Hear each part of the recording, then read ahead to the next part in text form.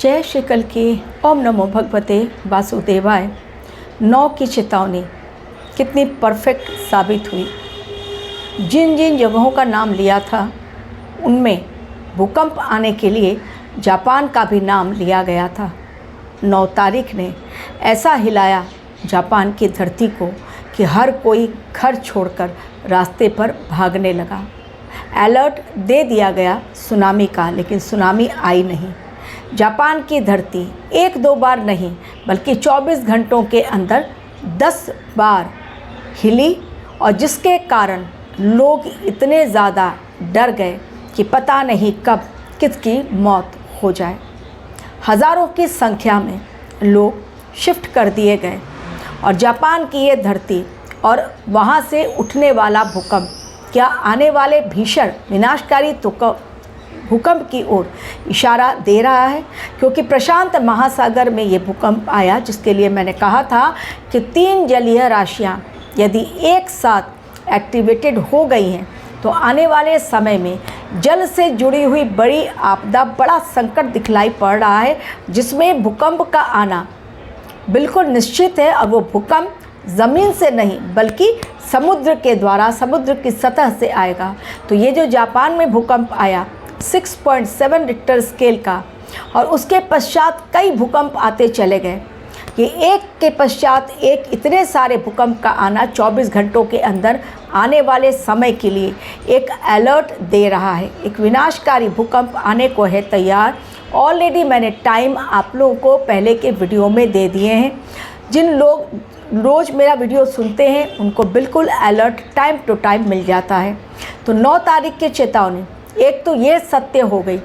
दूसरी बात, मैंने आतंकवादी घटना के लिए भी कहा था। केवल 9 तारीख को जापान की धरती पर भूकंप नहीं आया, जापान के अलावा अंडमान निकोबार पे भी बहुत बड़ा भूकंप आया, लेकिन कोई घायल नहीं हुआ या किसी की जान नहीं गई।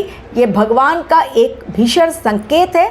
आने वाली विनाश लीला भयंकर होने वाली है, उसके पहले हो जाओ सावधान और अब भी अपने कर्मों को सुधार लो, क्योंकि 11 नवंबर को जब गुरुदेव बृहस्पति वक्रीय हो रहे हैं कर्क राशि में, वक्रीय अवस्था में यानी उल्टी चाल चलते हुए, वो एक संकेत दे रहे हैं और एक सुधार का मौका दे रहे हैं, अंतिम मौका। अतिचारी गुरु हैं 2032-33 तक बिल्कुल तैयार पूरे विश्व में एक महापरिवर्तन को लेकर, लेकिन 11 नवंबर को गुरुदेव का वक्रीय होना ये साधारण घटना है ही नहीं, बहुत बड़ा एक ट्रांसफॉर्मेशन प्रोसेस के तहत हर इंसान को मौका दिया जा रहा है। अंतिम चेतावनी, अपने अंदर झांको और एक महापरिवर्तन लेकर आओ। जो कुछ कमियां हैं उसे दूर करो, जो अब तक नहीं किया, चुपचाप बैठे रहे, समय बहुत नाजुक है, उस पर कार्य करना स्टार्ट करो और अपने कर्मों को सुधारते हुए अपने अंदर झांको, ना कि पड़ोस में जाकर ताक झांक करो और दूसरों की कमियां निकालो। तो गुरुदेव का वक्रीय होना एक छोटी मोटी घटना नहीं, और ये 120 दिनों के लिए हो रहे हैं, यानी 11 नवंबर से लेकर 11 मार्च 2026 तक वक्रीय रहेंगे। बहुत बड़ा समय होता है। यदि इंसान अपने आप को बदलना चाहे और चेतना को जागृत करना चाहे, भगवान की तरफ अपनी जर्नी को ले जाना चाहे, तो ये इंसान के लिए अति उत्तम समय है, क्योंकि केवल नकारात्मक प्रवाह देगा कोई ग्रह वक्रीय अवस्था में नहीं, सकारात्मक और नकारात्मक दोनों तरह के प्रभाव मिलते हैं जब भी कोई ग्रह वक्रीय होता है।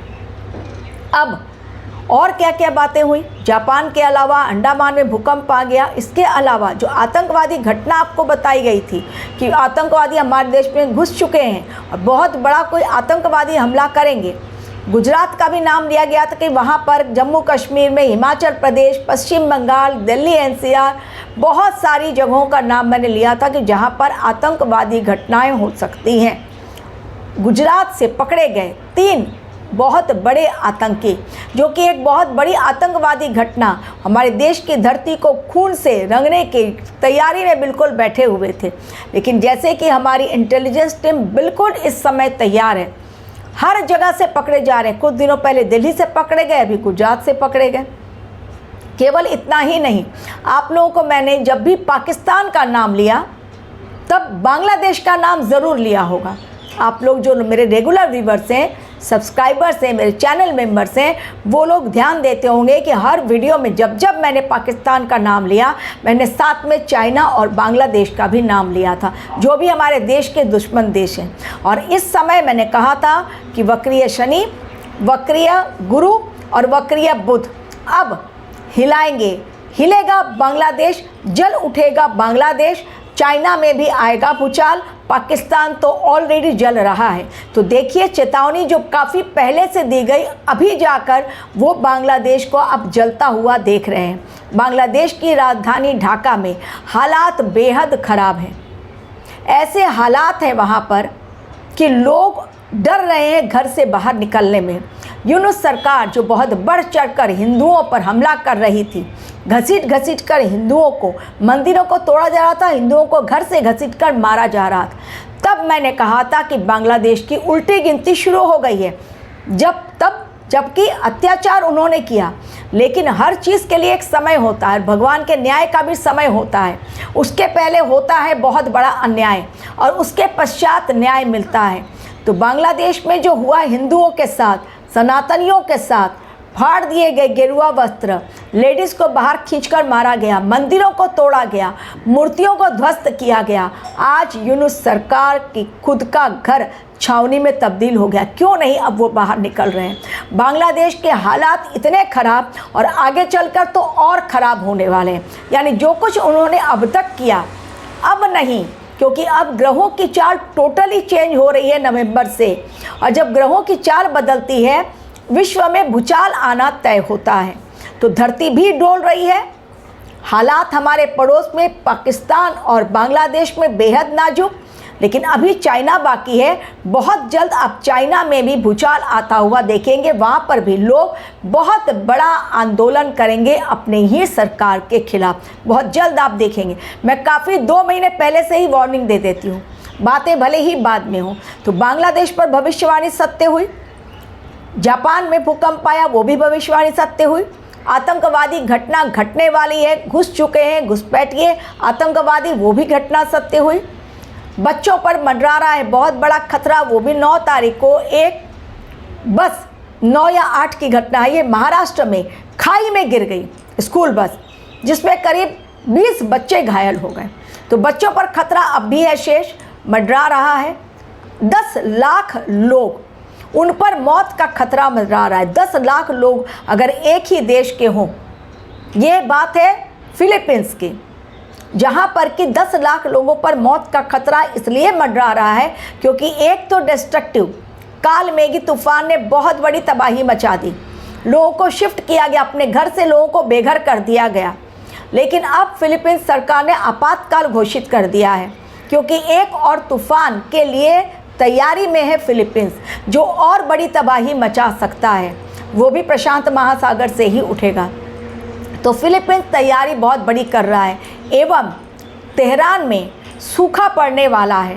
वहाँ के राष्ट्रपति ने ऑलरेडी घोषणा कर दी है कि अगर नवंबर एंड और दिसंबर एंड मैक्सिमम बारिश नहीं हुई तो सूखे के कारण लोगों को अपना देश छोड़ना पड़ सकता है। यानी ईरान की राजधानी तेहरान में हालात पानी के लिए बहुत ख़राब।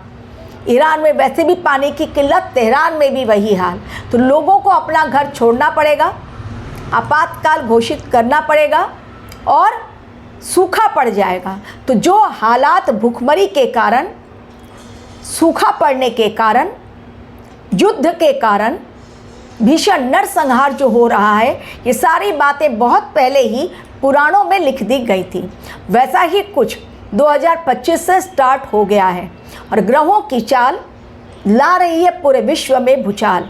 लेकिन इस समय भी ग्रह दे रहे हैं हमें बड़ा मौका अपने आप को सुधारने का। लेकिन अब भी अगर इंसान न सुधरे और अपने घर में पाप की कमाई से नोटों का पहाड़ जमा कर ले, तो फिर वो दूसरों के लिए गड्ढे खोद रहा है, लेकिन खुद के लिए खाई तैयार कर रहा है। ठीक उसी प्रकार जिस प्रकार बांग्लादेश ने, चाइना ने और पाकिस्तान ने और कई और देशों ने, टर्की ने भी हमारे देश के लिए गड्ढा खोदा। आने वाला समय जो ऑलरेडी पाकिस्तान बांग्लादेश के लिए खाई खोद चुका, चाइना, टर्की, ये लोग अभी बाकी हैं जो जो हमारे देश के लिए, हमारे देश से दुश्मनी मोल लेगा बेवजह, जबकि हमारा देश करता है। भूकंप के समय टर्की को बहुत बड़ी मदद पहुंचाई थी, लेकिन अगर मदद लेने के बावजूद भी हमारे देश से दुश्मनी करता है कोई देश, तो डेफिनेटली उनको बहुत महंगा पड़ेगा।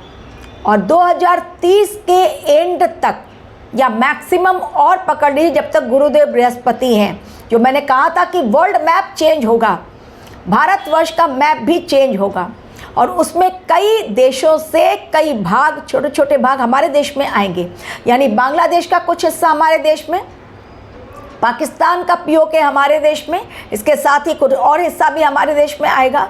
और भी जो टुकड़े होकर हमारे देश से निकल गए हैं, वो सारे देशों के टुकड़े जो निकल गए थे वो हमारे देश में आएंगे। यानी 3 वर्ड मैं कह सकती हूँ 2032 के बाद भारत का एक नया स्वरूप, 1 अखंड भारत, 2 विश्व गुरु और तीसरी बात सोने की चिड़िया।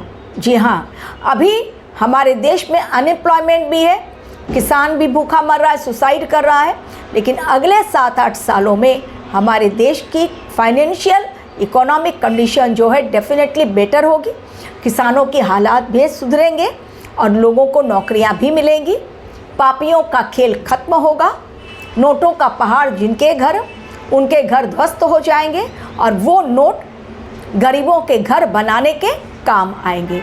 जिस प्रकार की अभी रिसेंटली योगी आदित्यनाथ ने एक ऐसा घर बनाकर गरीबों को बांटा जो कि था ऐसे गैंगस्टर का जिसने दूसरों की ज़मीनें लूटी और लूट खसोट की अपनी ज़मीनें बहुत बनाई थी। Thank you very much for watching my video.